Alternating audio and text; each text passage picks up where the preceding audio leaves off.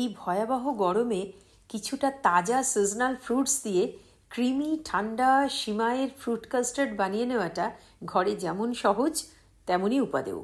সময়ও কিন্তু ভীষণ কম লাগে।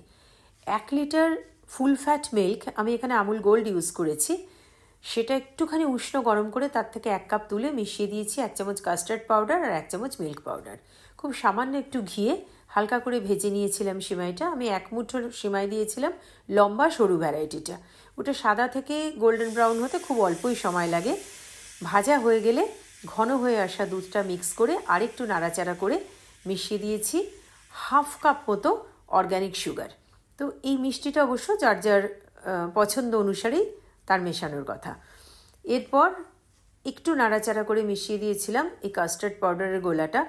এইটা দেবার পরে কিন্তু 30 থেকে 40 সেকেন্ডের মধ্যেই কাস্টার্ড একদম সম্পূর্ণ ঘন হয়ে আসবে। এরপর নামানোর আগে সামান্য একটু এলাচ গুঁড়ো দিয়েছি আর বেশ কিছু পছন্দ মতো ড্রাই ফ্রুটস, আমি এখানে কাজু, কিশমিশ, পেস্তা এই 3টে দিয়েছিলাম। খুব হালকা 2-1 ফোঁটা ঘিয়ে রোস্ট করে সরিয়ে রেখেছি। এইবার নিজের পছন্দের ফল দিয়ে কাস্টার্ডটাকে সাজিয়ে নিলেই হলো। তো ফলটা অবশ্য কোনোভাবে একদমই টক হওয়া যাবে না, যেহেতু জিনিসটা দুধের তৈরি। এই নববর্ষে বা ইফতারে সবাইকে এটা বাড়িতে একটু বানিয়ে টেস্ট করার অনুরোধ রইল।